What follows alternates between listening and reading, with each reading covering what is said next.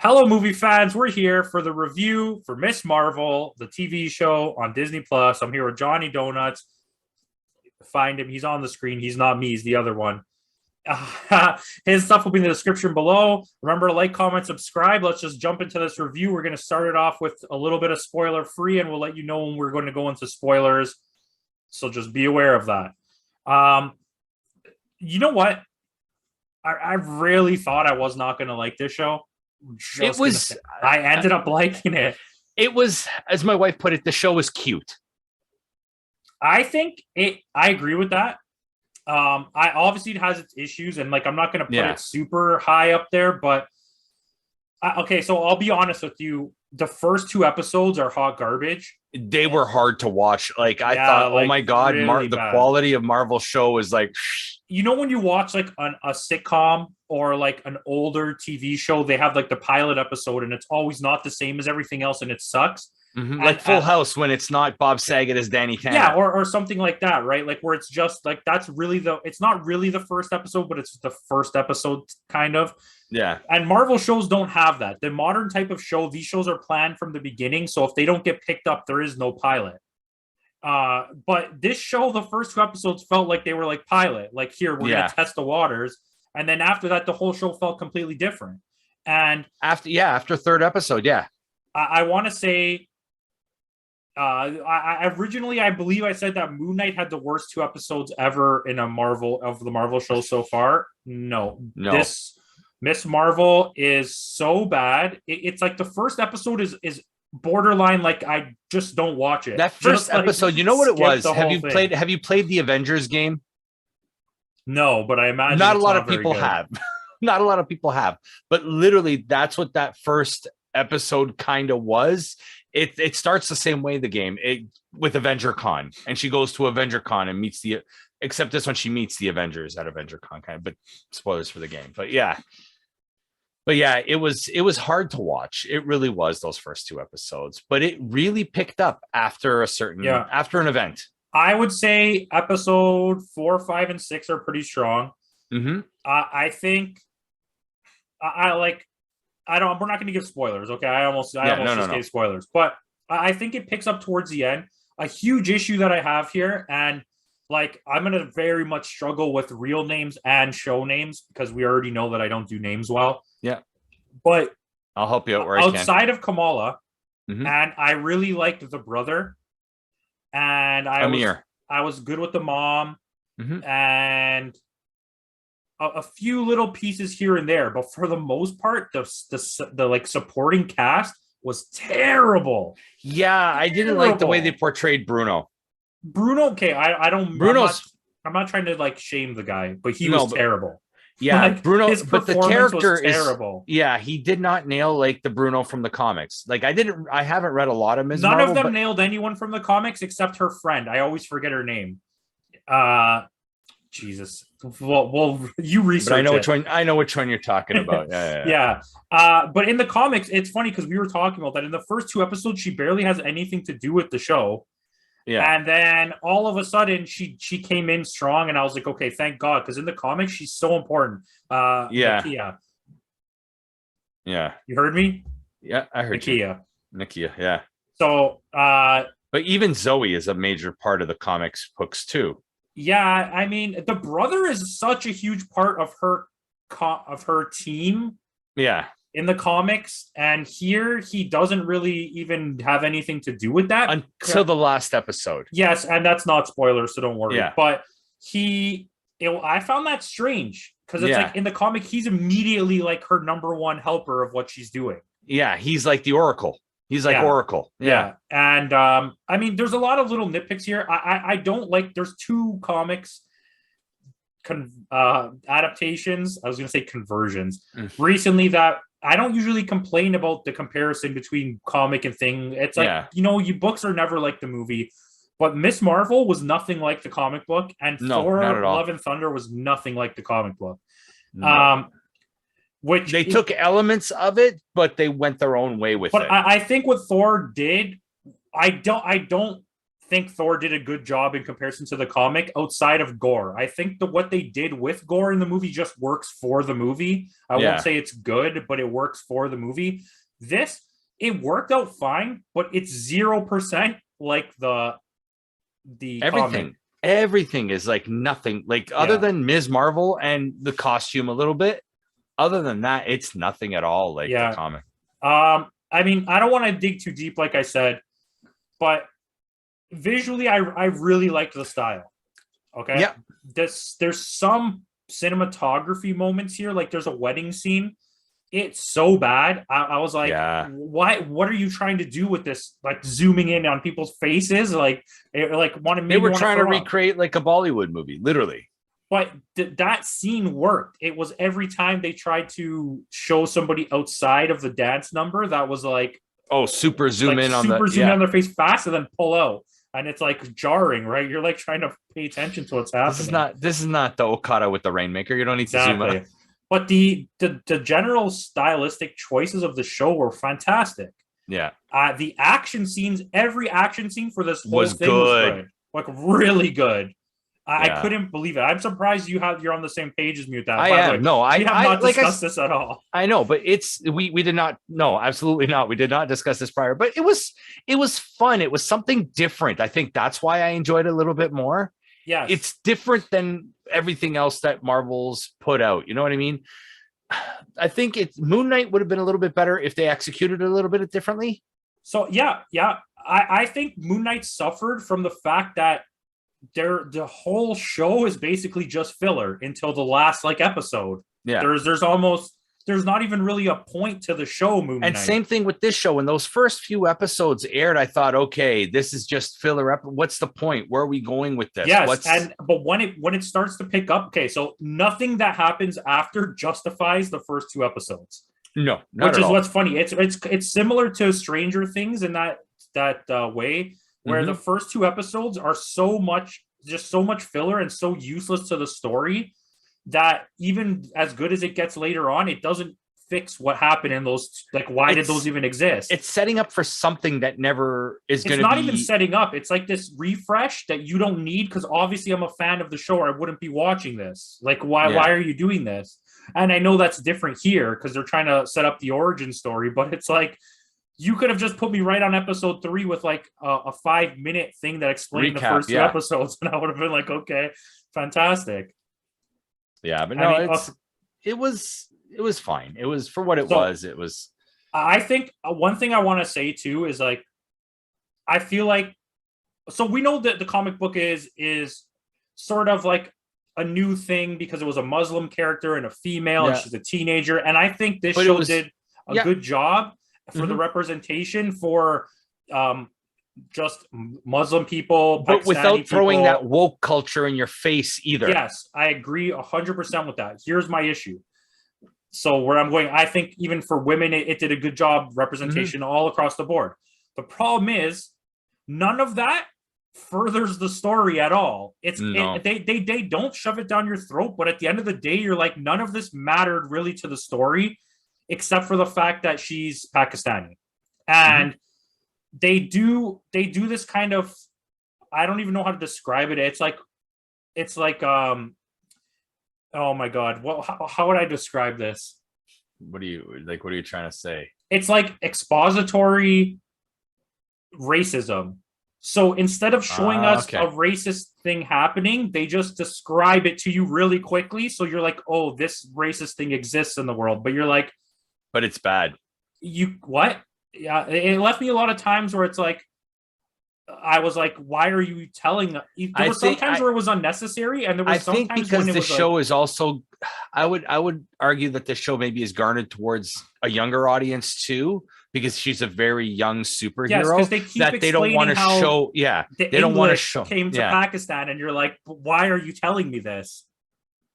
I'm so confused why you're telling me this. And the partition of 1943 or whatever. And I found it like, it's not like it's bad information or I don't like what's happening. It just doesn't have anything to do with the story. It felt like you just keep explaining this to me instead of just showing me something so I can be like, oh, you're just like explain one anime exposition dump about a white guy. Like the Batman. things about all the jokes every time they came into the mosque where they're like, oh, it's because we're Muslim, that's why you keep coming here, the cops. Yeah. And it was like, okay, you did it the first time and we understand that's what you're getting at, but then you kept doing it, and it's like, are you just trying to get like the new viewers to understand that? I was kind of They said it twice. I think they said it. I think it happens 3 times actually. 3 times, okay. Because there's all the way at the end when they come in. That final, So anyways, that aside, I think the show is better than I thought it was going to be. It still wasn't great.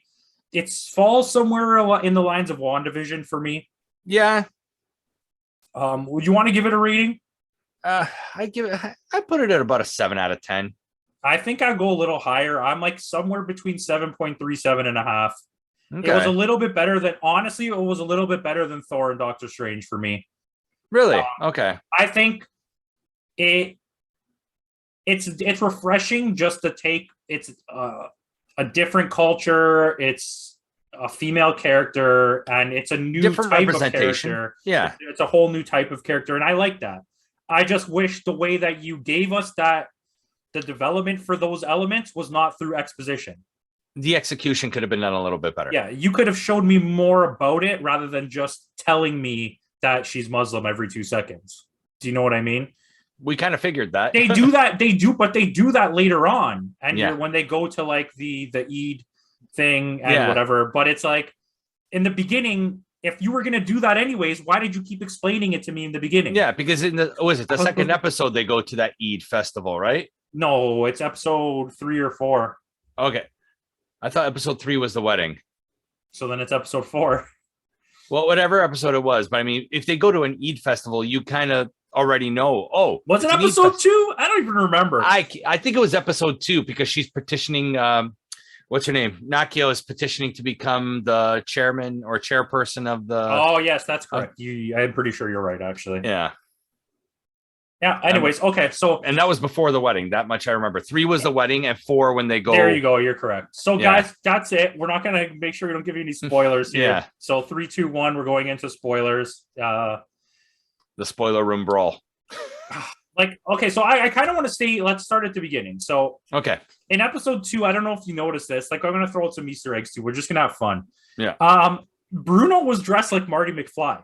Yes, he was wearing a red vest, puffer vest, a life preserver. Yeah, and with the shirt and the jeans and the high tops. And the jeans. Did you know? So I'm not the only one that noticed that. I was like, nope, no, nice. Bet you missed that one, putty. Where is it? No. But I thought that was a cool little thing. Like there's a few. It's a cool little nod. Like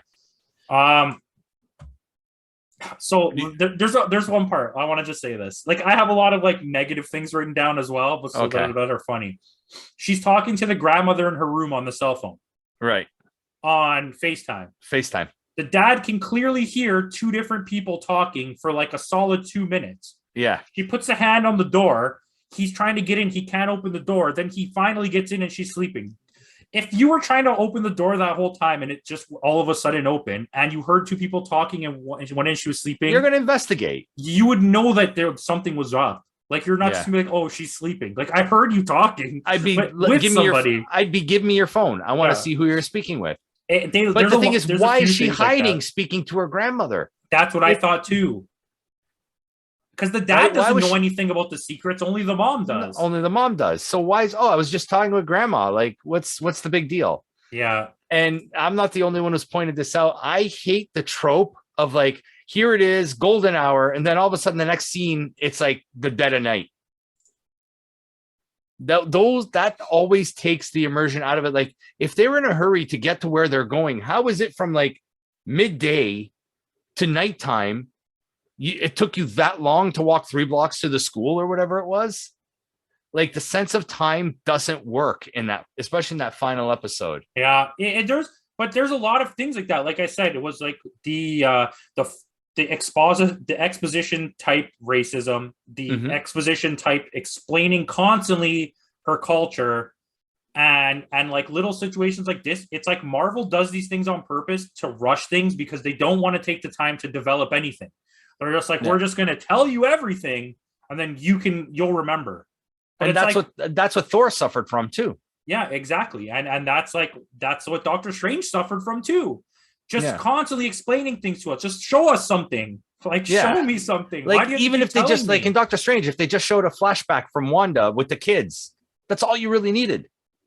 It's like they had to hammer home. You were going to go spend 2 full episodes in Pakistan, but yet you had to spend the first 3 episodes telling me that she's Pakistani, and not by showing me things that she was doing, by constantly making the parents say things like, don't forget we're Pakistani. Like, yes, everybody knows that. During the partition, and it's like your grandmother. And I want to learn about the culture through you guys and her family and the way the family works by things happening. It didn't feel organic. It didn't at all. Nothing. That's probably my biggest issue with this show is nothing feels organic. Why was there a kid on a cell phone hanging out of a window from a clock tower? For the gram, baby, for the gram. Like, what? I was thinking in my head when that happened, if you compare that to anything else that happens in this show, that stands out so much as like a WTF moment where you're like, what the hell is happening? Yeah, why is he even up there? Like, where's his parents? Then he hung on to his sheet for like 5 minutes. Yeah. What? And she still dropped them in the end. Yeah, that was funny too. Like, she was so... And I was going to call that out as like a really dumb thing that they screwed up on. But then I realized she got so caught up in how popular she was in that moment that she was more worried about making a pose for everybody than the kid being there. Because I was like, why would she jump off before the kid? Why wouldn't you make the kid get off or set him a step? Yeah. Yes. Anyways. Okay. So we got the DODC. Yeah. Who provide us with the worst acting of the entire series. Yeah, that terrible actor from Spider-Man is back. Every actor in the DODC is horrible. Yeah, they were bad. Like, really bad. That lady was terrible. I'm sorry if you're watching this. Wasn't she in Orange is the New Black? Isn't that her? I think so. I honestly don't remember. She looks familiar, but I have no idea who it is. And once again, I'm not the guy to ask questions like that. We got Clandestines. Yes, we got Clandestines. Hey, that was cool. But they didn't really explain much about them. But they told us that they exist. Yeah. Maybe it's something they'll explore in a different series, in a different... Welcome to Marvel. We're going to tell you things. We're going to drop this now. We're not going to resolve it for another 3 years. Yeah. We're there's going to be a whole show about it, but we're going to just drop an exposition dump right now so you know that when you get there, you'll know that you knew. Oh, yeah. They mentioned this back in... I mean... We got the Red Daggers. Red Dagger. Oh, that's what I was just about to say. Red Daggers. That's cool. Yeah. I mean, there's a lot of little things here that is like, okay. Yeah. That's what I'm saying. As the show progressed, they gave us little bits like the djinns, which that's cool too. Which that's deep in Marvel lore too. Like the djinns have always existed, like genies and stuff like that. Other realm spirits. So, oh my God, there's such a good. By the way, the scenes in Pakistan were so good. Oh yeah, that chase scene. Yeah, it was so good. You didn't need to tell me anything. You could have just said, "Here, we're going to Pakistan," and I would have been like, "Okay," and I could have got all my information there instead of you constantly explaining things to me. It could have been a 5 episode instead of a 6. So obviously people are going to make the argument like, oh, the show is made for younger audiences or for not, in my opinion, if you make anything that's based on material that other people have read or interacted with, or that takes place in a bigger universe, this show is clearly made for the audiences of all the other stuff as well. Do you know what I mean? Yeah. So your argument, it doesn't work. It's invalid. Yeah. A lot of this show felt very Nickelodeon-ish. Yeah. Especially like an with iCarly episode. Actors. Because like the main girl, what the hell's her name? I have it here. Like Kamala? Iman. No, the girl that played Iman Vellani. She was really good. Yeah. And like I said, I really like the brother. I like the mom. I like the dad. But everybody else, here's a fun fact: the dad voices Doctor Strange in Multiverse of Madness in the Urdu version. Hey, see that? Connection. There's a little nugget for you. And that there was like small issues. Yeah, you went to 1930s, 1940s Pakistan. They all have makeup on. and perfect eyebrows. Yes. You're not making me believe that for a fucking second. And perfect teeth. Yes. These are little things like this might not bother people, and I'm not going to dock points for this, but like, no, it's a small little nitpick. You could pay attention to these things. And then there was another thing I have, and it's, if you're going to give us a cultural sort of, like, you're trying to expose people to new cultures by doing this and make it inclusive for everybody. So you picked a rich Pakistani family. Do you know what I mean? You picked Shang-Chi, a rich Chinese guy. Yeah. It's never like focused on like normal people. She's supposed to be street level too. She's supposed to be like the everyday. She's in the supposed comic to book, be it's that. not like that. When they go back to Pakistan and the grandmother literally lives in a gated mansion, you're like, it kind of took away a little bit from me from the show. Like, caring about the character kind of. No, but like, in the comic book though, she's just an average like middle class family. Yeah. Like, it's not like they're anything with money or anything. They're just the average.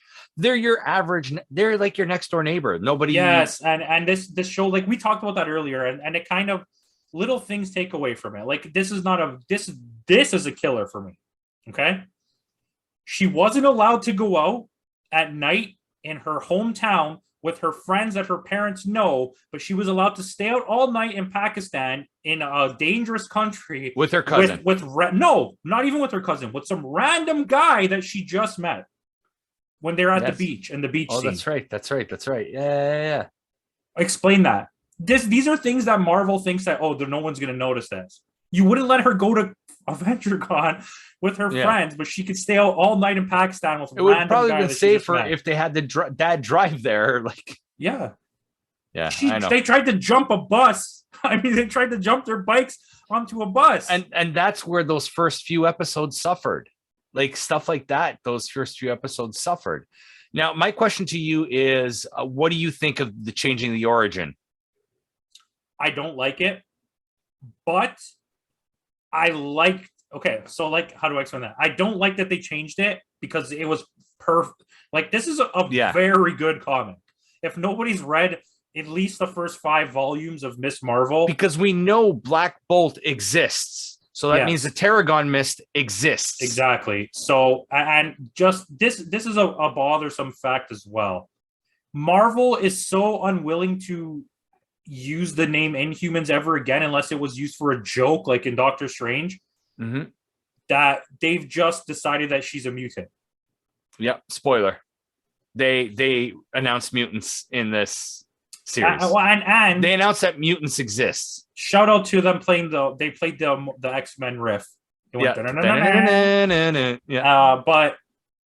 I mean, I love that. Don't get me wrong. That was a great scene. And it's a good way to introduce it. So the origins of this, like I said, I loved it because I loved getting that story of the Pakistani whole thing that was happening and them the cultural exposition. Backstory. And this is when you're like, okay, I'm enjoying learning about these new characters and their cultures and all of this. Not when you're dropping exposition on me about what it is. But it was good. And I liked it. Well, I mean, to drop some facts on the audience here, if they're not aware, the Inhumans were created as a cover-up because they weren't allowed to use mutants because Fox owned the rights to the X-Men. So what Marvel did was they created the Inhumans, which were their universe's version of mutants, because if they created new mutants, they would have to give them over to Fox. Here's a new IP for you to steal from us. So they created the Inhumans to make up for the fact they didn't have mutants. They couldn't call them mutants, so they called them Inhumans. Yes, and also for those not in the know, during the early stages of the MCU, they canceled any IP that Fox owned for the movie rights. They canceled Fantastic the comics. Four. There was no Fantastic Four. There was no X-Men comics. There was no Deadpool comics. Didn't exist. And Spider-Man went from having 10 different comics to one. So just one comic run. No, they had 2. They had Spider-Man and Superior Spider-Man. Amazing Spider-Man became Superior Spider-Man. Yeah. So it's still in the same run, isn't it? True, but they had another. Was it? Well, I know they canceled Spectacular. Yeah. They canceled Web of Spider-Man, but I think they kept Spider-Man. Okay, maybe they did. But Yeah. I'm saying there. If you go look right now, there's like 18 different versions of. It's like Batman. There's so Yeah. many different Batman and Superman comics. Dark Knight is part of the Batman Detective Comics, I should Detective say. Comics, Yeah. the Dark Knight run. There is a Dark Knight run. Yeah. All Star Batman. Batman I and don't know if Robin. that's still going. Batman and Robin. There's like, yeah, there's a lot. But Yeah. the so they canceled everything. So, but anyways, yeah, Inhumans. You know what? I'm not really that versed on it. Do you know anything about clandestines? Not really. I'm not a big clandestines type of guy either. I have very little information on it to the point where you might as well just Google it because I don't know enough. Which I'm doing right now. But I mean, I really like the third, fourth, or the fourth, fifth, and sixth episode. I really enjoyed. The third episode started getting me into it more, but I still was like on the fence. Yeah, it was. Sorry, you got something there? Yeah, they were a family of long-living superhuman beings from an alternate dimension. Basically, is what they were. Okay. Marvel Comics in the 90s, originally brought in through MODOK and the Silver Surfer. Yeah. So they're I think usually they've also, I think, come up in the X-Men cartoons a few times too. Yeah. So, okay. So I don't want to go somewhere yet, but I have something. I think from what I'm not 100% sure, but I think they may be descendants of Apocalypse because of their long lifespan. Yes, I think you're correct. Yeah. My cousin Mike D'Alfonso, if you're watching, correct me if I'm wrong. I know you would know about clandestines. I know about clams. Mox Clamato? Mox Clamato. Only in Canada. So I have two things. Number one, when she embiggened and she said the word embiggen, I like cried a little bit because I was like, this is what I've been waiting for. That's her line, yeah. That was great. Her costume was fantastic. Yes, absolutely. That really final costume. That. Like, even though the powers weren't the same origin, they made it look like with the big arm, the stretched out arms. But we don't get that until the very end. So until that ending part, you're and with all the Ant-Man references in this show, I'm surprised she didn't microsize. But she can eventually.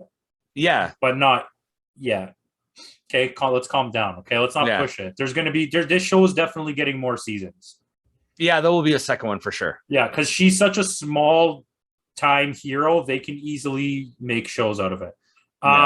Because they also, well, I mean, they hinted at it. They got to bring Karan back. Karman, whatever. The villain. He's going to be the villain in the next season. Kamran. It's Cameron. Kirk Cameron. Like, with an accent. Yeah. We're just going to keep saying words. For a second, I was like, what the hell is this guy talking about? Yeah. Catamaran. Anyways. Oh my God. I forgot what I was talking about. Why is damage control not shield? Right. Why is damage control trying to stop a hero who's clearly a hero from doing hero things? Why? Aren't they? I think with her, it's a personal vendetta. I think we're going to get more into that on the second season. It has to be because it doesn't make any sense. I spent the whole season. I was like, when did they become Argus? But no, I think they're going to expand with her character, that agent there. I think because she was Agent Deaver, was it? Yeah. They're going to, because she was fired at the end of, you're relieved of your position, blah, blah, blah. I think she's going to get together with Cameron or whatever his name is, and they're gonna, because she definitely clearly has some sort of secret vendetta against superheroes. Yeah, but it's like, even her thing aside, why was the DODC even investigating this? This should have been SHIELD. Yeah, what would DODC have to do with stopping superheroes? Yeah, that's why I was like, I don't even get what the point of this is. And then you went on full kill mode on a group of teenagers. Yeah. That were not attacking long after that shooting, and timing was not. Let's think about it. Let's think about this. If you're in America, of all places, okay, and there was a group of people just standing in the middle of a hallway shooting baseballs at officers, they would have killed all of them. Oh yeah. Guaranteed. There would be no survivors. They would not. And I get it, it's a show, but And not to sound like they're colored. They were Pakistani. They were Muslim. They would have not made it out of that school. They wouldn't have been arrested. The white girl was with them. So okay. But I mean, no, but I mean, just forget about that for a second. Yeah. You attacked officers of some sort of law enforcement who all have guns with baseballs, clearly trying to harm them. And like, yeah, they were like, yeah, this is cool. Let's no, what? Well, I guess they did. I guess they couldn't kill because other than Amir, they were all underage. So if they killed underage children, but they didn't. They went in there with the intent of like, just stop trying to explain things to me. My brain hurts. My brain hurts. So at the very end, spoilers, post-credit scene, we get Captain Marvel. Yes, we are told multiple times throughout the run of the show. That her bracelet can open up a portal to a dimension where they will go through to. Guess what I'm saying? Are you ready? Miss Marvel's not from 616. And she pulled Captain Marvel from 616 into her universe, and she just went to 616. I think it's the other way around. But why would Captain Marvel not be in her own universe? Because her hair is different. So you think it's a different Captain Marvel? It's not the one we saw. It's not Captain Marvel and Doctor Strange because that's obviously Rambo in the Doctor Strange. And what was that? Yes. But okay, but I think this is an alternate because in the last time we saw Captain Marvel, she was with Shang-Chi and Wong and Bruce Banner, and they were explaining the 10 rings. Remember? They were talking about it's a beacon. I don't even think it's it's an alternate multiverse. I think they just swap places in the universe. Yeah, but they spend a lot of time explaining to you that it sends you to another dimension, and maybe the clandestines don't realize that the other dimension is just one of the multiverses. They think that it's another dimension, but it's really just part of this multiverse. They're trying to go back home to their universe because her hair is clearly longer here. And she did look at a picture of herself and be like, what the hell is this? Yeah, not recognizing the helmet. But also, her costume is also a little different. In 616, Captain Marvel is not really known by the public because she doesn't do anything in our universe. True. Or at least on Earth. So do you think that maybe the Marvel show is going to be both Carol Danvers and the Maria Rambo from this universe trying to find Kamala? That could be a possibility. But how do you involve the Skrulls in that? What if Captain Marvel isn't Captain Marvel? What if Captain Marvel's a Skrull? What if Captain Marvel's a Skrull? Right? She could be a Skrull posing as... Is she played by someone who's not Brie Larson and will permanently replace Brie Larson as Captain Marvel? Oh my God. I in some ways now I kind of feel sorry for Brie Larson. No, I don't. You're making millions of dollars. She's not as bad as Amber Heard. Yeah, you know what? There's a lot of bad people in Marvel, and some people just choose not to say anything, to talk about it. Yeah. But I mean, I don't know. I think that's why they changed. I think Brie Larson is on the way out because they changed the title to the Marvels instead of. I don't think so. No, I don't think so. I think what's going to happen is they're going to give her a reduced role where when it's not movies that typically just involve her, she's just going to show up like how she did in Endgame to do something really important and then leave. So that way she still collects the Marvel paychecks, but she also doesn't have to be filming movies for them like every year, and she could do her own thing, right? Well, I mean, that's what I think that the fact that it's called the Marvels as well, I think kind of opens up some of the multiverse as well, because there could be multiple. Yeah, it's like, you know how when Captain Marvel was Shazam and the Marvels were all the Shazam family. Yeah. But now Marvel owns the right to Captain Marvel and the name of the Marvels. This is really like sad and embarrassing of like a plot. That whole thing was like totally just to F up DC. DC, yeah. Like you literally created a character just to steal the rights from DC so they couldn't have a character with the name Marvel. Marvel, yeah. Because the original Shazam, Captain Marvel, was a bunch of kids that became, wasn't it? No, I don't think so. No, it was always Billy Batson. But there was the whole family was called the Marvels. The Marvels, okay. Which you got a bit of it at the end of Shazam. Yeah, that's exactly what it is, but I don't know what they're called now. And in the new movie, you're going to get them all back. They already showed them when they were filming that all of the adult versions are back. Yeah. I think that and they're going to make an appearance in Black Adam for sure. Yeah, that was a bit rushed. Like we shouldn't have just jumped into the whole team. That should have been happening at the end of this one, I think. Yeah. I know we're way off topic with talking about a different company, but I really, really hope Black Adam ends with us seeing Superman. And then we know that when Shazam and Shazam and Black Adam finally meet, it's going to be that Superman storyline where Shazam and Superman fight Black Adam. Yeah, I hope so. And with Henry Cavill. Yeah. I really hope so. Yeah. Off topic. Talking about Marvels. But the Marvels, yeah. But I mean, it could be different universe, multiverse Ms. Marvels. There's going to be something like that. I mean, I'm okay with it. Anyways, I don't have anything else. No, I don't have anything else either. I'm good.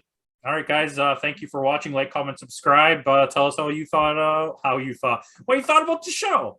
And peace out.